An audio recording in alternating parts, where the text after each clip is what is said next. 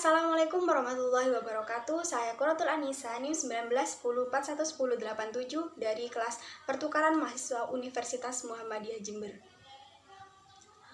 Nah, di sini saya akan mempresentasikan tentang bisnis plan yang akan saya jalankan, yaitu Korean Lunchbox Cakes and Cakes. Nah, pertama-tama harusnya kita mengetahui dulu ya, apa itu Korean Lunchbox Cakes. Nah, Korean Lunchbox Cake ini merupakan kue ulang tahun yang dikemas dalam kotak bekal makan siang. Nah, kue bekal ini pertama kali dipopulerkan di Korea Selatan karena kreativitas para pecinta manis di sana membuat inovasi kue unik yang dikenal sampai di Indonesia saat ini. Lalu visi dan misi bisnis saya. Visinya itu menjadikan Korean Lunchbox Cakes and Cakes dikenal luas akan kualitas dan produk yang ditawarkan kepada konsumen. Sedangkan misinya yang pertama yaitu memuaskan konsumen. Yang kedua yaitu memberikan bahan-bahan yang berkualitas baik yang akan menjadi kelebihan dari Korean Lunchbox Cakes ini.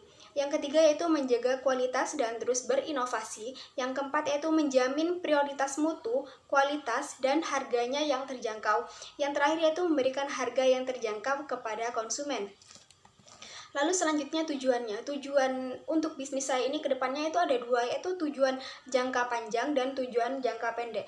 Tujuan jangka panjangnya yaitu dalam 5 tahun ke depan adalah untuk tetap mampu bersaing dan menguasai pasar bisnis dengan tetap mengedepankan kualitas dan cita rasanya. Sedangkan tujuan jangka pendek Korean Lunchbox Cakes dalam 2 tahun ke depan ini adalah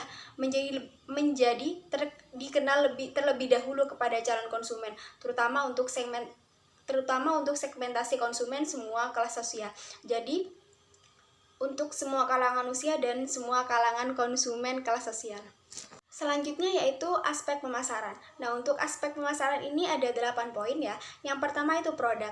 Produk yang saya tawarkan ini berupa kue ulang tahun dalam bentuk mini dengan berbagai varian rasa dan desain yang menarik.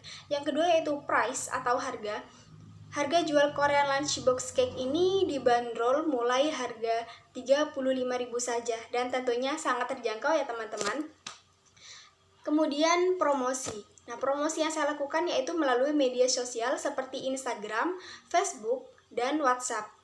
Selanjutnya yaitu place atau tempat. Nah, tempatnya ini bertempat di rumah saya sendiri, yaitu di Desa Bercasri, Kecamatan Cerme, Kabupaten Bondowoso. Kemudian people atau orang. Bisnis yang saya jalankan ini mungkin masih akan dilakukan sendiri karena untuk Korean Lunchbox Cake ini membutuhkan skill khusus dan ketelitian ya. Kemudian proses. Mencakup bagaimana cara perusahaan melayani permintaan tiap konsumennya, mulai dari konsumen tersebut memesan hingga akhirnya konsumen mendapatkan apa yang diinginkannya. Yang terakhir yaitu packaging atau kemasan. Nah, Korean Lunchbox Cake ini biasanya berukuran 4 inci kan. Nah, kue ini biasanya dimasukkan ke dalam packaging styrofoam mini yang membuatnya mudah untuk dibawa kemana-mana. Nah, selanjutnya yaitu segmentasi pasar. Segmentasi pasar ini ada 2 macam, yaitu segmentasi pasar berdasarkan demografis dan segmentasi berdasarkan ekonomis. Untuk segmentasi berdasarkan demografi, bisnis Korean Lunchbox Cake ini memilih segmentasi pasar untuk semua kalangan usia karena jenis kue ini bisa dikonsumsi untuk semua tingkat usia. Kemudian untuk segmentasi berdasarkan ekonomi, yaitu menengah dan menengah ke bawah. Jadi Korean Lunchbox Cake ini dapat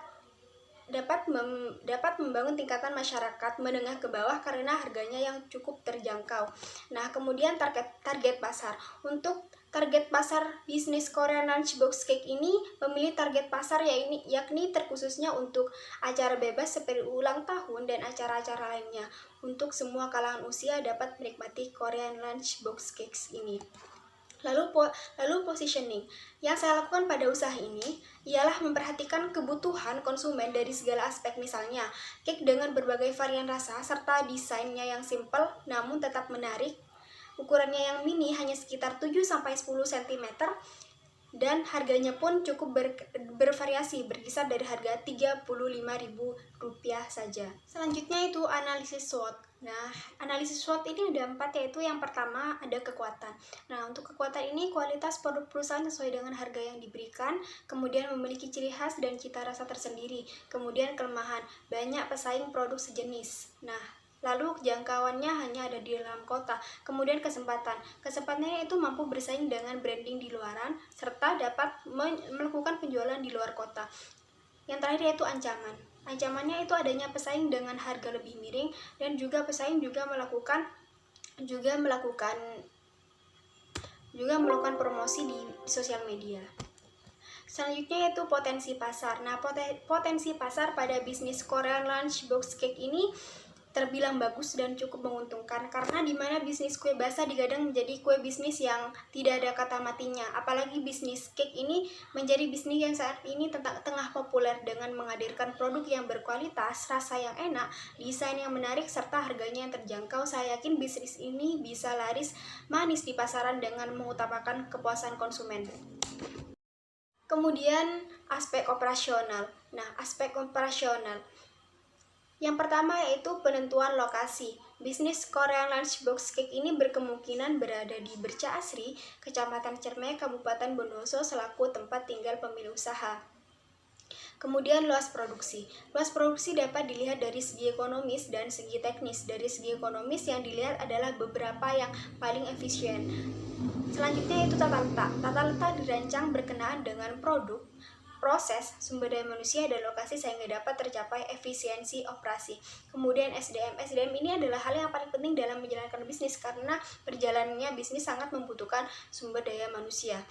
Selanjutnya yaitu aspek keuangan. Nah, untuk aspek keuangan ini investasi awalnya yaitu sebesar Rp27.858.200.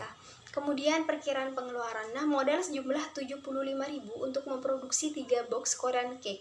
Jadi HPP-nya itu modal dibagi produksi. 75.000 dibagi 3, jadi untuk HPP-nya yaitu Rp25.000. Kemudian perkiraan pendapatan. Perkiraan pendapatan untuk bisnis Korean Lunchbox Cake ini target perharinya itu 20 box. Pendapatannya itu 20 dikalikan 6.250 sama dengan 125.000. Kemudian pendapatan per bulannya itu 30 dikalikan 125.000 sama dengan 3.750.000. Kemudian untuk pendapatan per tahunnya itu 12 dikalikan 3.750.000 sama dengan 45 juta.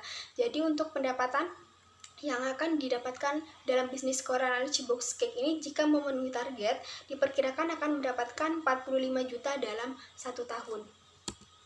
Lalu kemudian studi kelayakan usaha. Untuk studi kelayakan usaha ini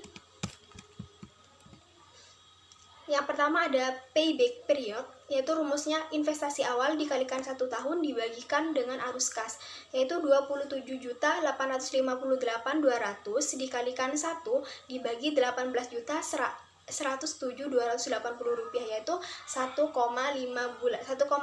atau 1 tahun 5 bulan. Kemudian net present value untuk tahun 2021 untuk present value-nya yaitu 15.083.364.000. Untuk tahun 2022 itu 29.996.727 rupiah. Untuk tahun 2023 yaitu 41.578.569. Untuk net present value-nya yaitu rumusnya present value of cash flow dikurangi investasi, yaitu totalnya 86.658.660 dikurangi 27.858.200 sama dengan 58.800.460. Nah, hasil ini bisa diartikan layak karena jumlahnya plus, tidak berkurang. Kemudian untuk selanjutnya yaitu profitability index. Nah, rumusnya itu total present value of cash flow dibagi total investasi, yaitu 86.658.660 dibagikan 28.858.200, yaitu 3,1. Karena lebih dari 1 jadi diartikan layak. Selanjutnya yaitu aspek hukum. Nah, untuk aspek hukum ini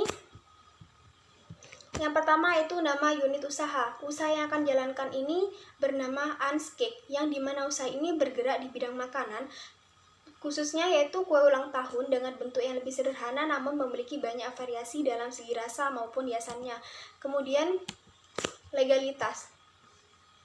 Unskeg ini belum memiliki legalitas hukum dikarenakan belum memiliki izin usaha dan juga prosedur lainnya dalam usaha UMKM. Dalam hal ini, usaha tersebut masih memiliki risiko yang tinggi dalam menjalankan usaha karena belum sepenuhnya memiliki izin usaha. Selanjutnya yaitu analisis lingkungan. Nah, untuk analisis lingkungan ini ada 4 macam. Yang pertama itu ada 4 aspek. Yang pertama itu lingkungan pesaing, lingkungan pelanggan, nomor 3 lingkungan pemasok, dan terakhir yaitu lingkungan pegawai. Mohon maaf jika ada salah kata. Terima kasih. Wassalamualaikum warahmatullahi wabarakatuh.